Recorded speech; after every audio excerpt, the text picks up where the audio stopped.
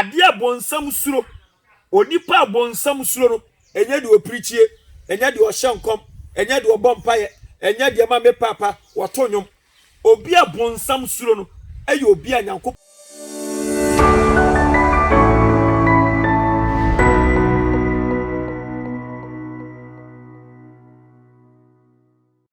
The gospel must go and the gospel is still going.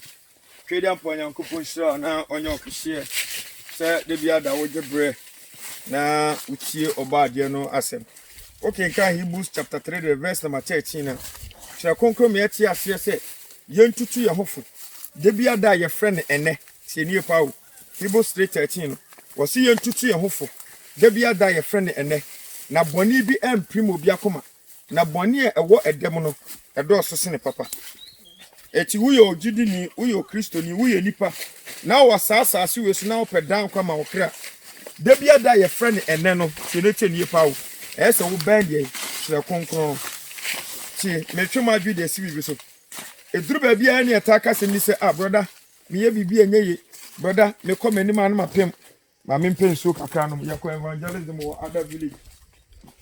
There's a cottage over here. Some of them, we went to share some of the word with them, and I'm getting back to the village where my farm is. And a question that they asked, I just want to share that question with you. They asked me a certain question. When I went, I want to share that question with you. Me kwa yano omubusa me ensemfo bi. Na me pesa minimum HS ensemfo no. Chenechenie Hebrews chapter 3 no, the verse 13 no. Tuna konkro me ati ahye se ye tutu ye hofo da bia da ye frɛ ne ene na boni bi emprimo bi akoma na boni e wo edem no edo so sene papa hwa me twam adwen e de asi bibi so sa wo sɔre anopa na wo nkɔ twere konkro no wo sɔre anopa o mompa ya go back to sleep. Tinetenie, anytime you wake up and you don't read the Bible, anytime you wake up and you don't observe your morning devotion, please and please again go back to sleep. Because Ephesians chapter 6 the verse number 12 tuna konkro me ati ase se ni ane wonam ni moja na enya panidie tumidie ni wiem otumfo hwema me kase mi kyerɛw se de mu hu se de wiase tie nya sa na wiase tie o se kese na mu hu se bia wa ha ensuo da ha se de wiase tie ade ma me papa ekani pani problem nyankopɔ no obo so ne asase se minu mienu enye ane wonam ni moja na enya panidie tumidie ani de ewiem otumfo hwefa so otrim ade abonsam suro onipa abonsam suro no enye de oprichie enye de ohyenkom enye de obompaye enye de ma me papa wotonyom obi abonsam suro no eye obi anyankopon asem tinimu no ode bobra wante me say asasu weso obi abonsam suro no enye obi oprichie enye obi ohyenkom enye obi otonyom enye obi ama me papa odisofo no mo obi abonsam suro no eye obi anyankopon asem tinimu no ode asem bobra mami mi oni kakra ebra Yesu Kristo ba asasu weso no Bible me yeti asese o ya konche 40 days bonsam koso ne hwe chenete nie pawo Yesu Kristo ade odidi bonsam so nkunim enye me break and loose enye me boss tuo chenete nie ade a Yesu Kristo didi bonsam so nkunim eye asem na ere atinimu no ena wiei ena nwumrei ena no pai ba bibia wo hwe sa video yi mi busa se asem be na etimu chenete asambay enetumu metwe madu de si bibi so hwa bla bonsam ko ne nchen no ma metwe madu ni ensi bibi so bonsam na nkasa Lucifer himself wonim twere konkro no menu asafu chenete ni the devil know the scriptures more than you. The devil know the scriptures more than me. It is a wo sua sem na ensua ne keke sua se ebe reflect e wo abrabo a wo boso chenete ni pa wo asem so wo sua. Don't just learn the word for learning sake, but make sure it reflects on your lifestyle. It becomes part and parcel of you. Me person, me followers, me listeners, I want you to be a walking Bible. Not just a walking Bible, but a physical Bible that people see and read. The book of Corinthians, the book of Corinthians, Amayati say, Ube yo jidini, ufa yesu so kano ajekwa, wuma bone o transmatrenia. Obeye krata ewiase nyina ere ekenkan etene the first trim say bonsam nso obi ohyankom bonsam nso obi opriche obi abonsam so no obi ama me papa nyankopon asem tinimu no ode asem no bobra Ebra Yesu Kristo ye fasting we no. Bonsam kɔ ne nkyɛn. Ye hwɛ kwa Yesu Kristo fast odi bonsam so nkunim. Bonsam kwa no kokko tu ye. Matthew 18:18. De obɛkyekyere. De obɛsane. Etu so ye Nyankopɔn ba. We kwa na so ye fasting awie. Dan the boy pa no. One Yesu Kristo so ema bonsam eti asese Lucifer. Se sia na owura fimi. Se sia na owura fimi. Owura fi se meni asem no.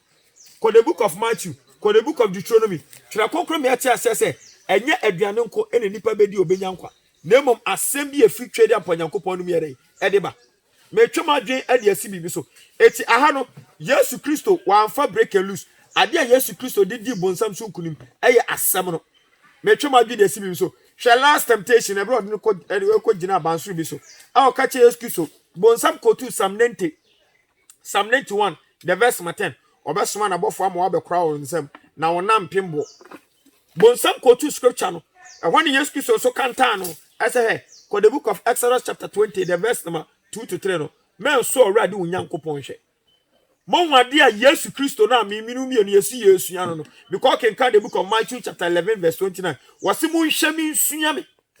Eti Yesu na wu sua no no. Hwe kwan Yesu Kristo fa so odidi bonsam so nkuni. Wa compare bo wo wiase nyina. Wa ya kwanche wo wiase nyina. Na so Nyankopon asem e de asem ebi ntu mu. Mini agini tie ne tie emu obi na ada bonsam suro oil na esi wo nchen no. Sticker no bula mu nsuo kodi ewokosua etu aboba. Sa no man bonsam nsuro. Mini agini ni sua nyansa. Bonsam nsuro sa ade no because Acts chapter 7 the verse 23 to 24 no Nyankopon say onte ade nipa de nsa yim. Acts 7:48 so waka the same thing. Obi busa me question bi when we went to the cottage for evangelism.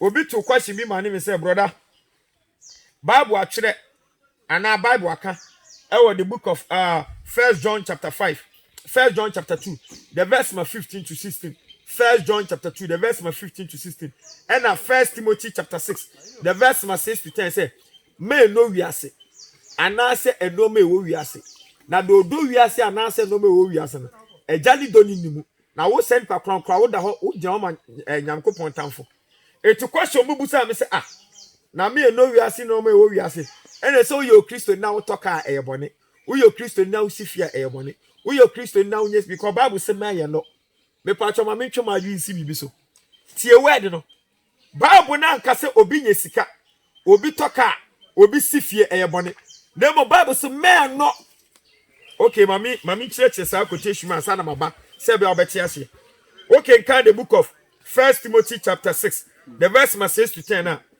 1 Timothy chapter 6 the verse 6 to 10 no tira konkunu ka sem bi ho wo se hwe nyame sompa abuju owo mu no eya dinya kese efri say ya ba sa ase we so no ya mfa hwe ama adejama ne ba adejama ne sa beko eto wo se wunya de owo bedie hwe ade bi obeka na ha o wo se wunya de owo bedie wunya de obehye wunya ba bi de utuye de eto a aha na me pese esia de kakra on say Bible ankasa wunya de obedie e bone wankasa wunya ba bi a odu utu beto e bone wankasa wunya de obehye e bone.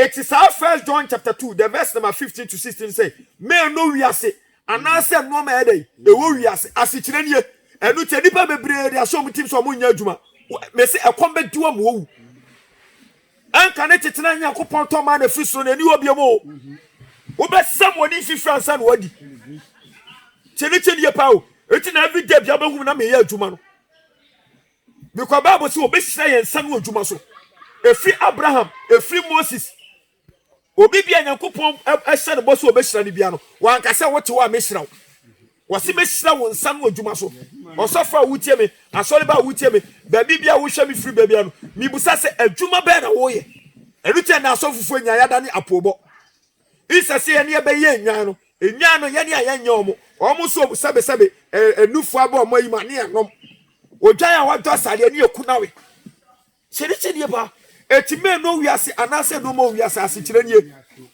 enye se bia unya ka eyebone unya sika eyebone asikyire nie Nyankopɔn bo sika oboka obodan wiase material things nyame ne boye nyame bo sa no ma we se yenyusu ka sika edan atale ahunya nyame bo sa no ma ne se eyedai yenyusu wo wie no obu nipa ese ye dey yendo nipa me pacho on see excuse oba wa ka asem bi say dima odefo so ye dey obekọ heaven dan say yoma ebefa ye ka say yoma afurumu mama tresrem dan ebefa sa apane ye ketekete na atela fo no ede dey epamade no me twema gidi asibi bi so etiane hye bebre na atimi say eskafo bekọ bonsam je wo de tena ho wo bedi hia sa akọ bonsam je nsuye nyansa ye ka say Jesus Christ ka say dima odefo so obekọ heaven ase kire nie nyame bo sika nyame bo ka nyame bo ahunya say yenyusu enu obu onipa say yeno nipa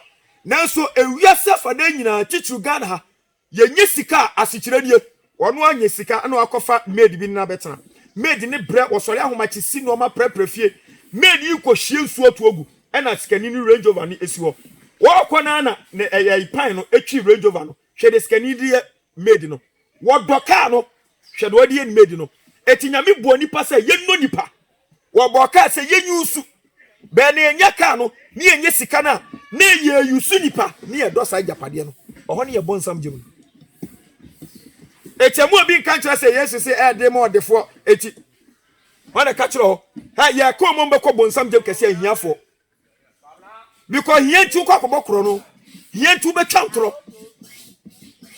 hwe Bible na da ho no enkatanimu wo Bible no eti 2 Corinthians chapter 3 2 Corinthians chapter 3 verse 6 was say atwenukum na mo honhom no mankwa the same 2 Corinthians chapter 3 no can fit the verse 12 was say enkatanimu bi wo sa wa ma ho kwa ma ho konkura mewura wa ye bekoso agimi wo sa asofofo bekoso abum sa because one kasa ho pack kan ubufu amemfa ho Ezekiel chapter 2 verse 7 was say nipa nyina ye tuatefo etinyankopon asem no semu betio semu ntio ye beka the gospel must go and the gospel is still going. Nothing can stop the gospel from moving. The best pastor on this earth is your Bible and the Holy Spirit. The best prophet, the best evangelist, the best apostle is your Bible and the Holy Spirit. And more be new wadi free nyankopon asem so da tenete nie pa wo.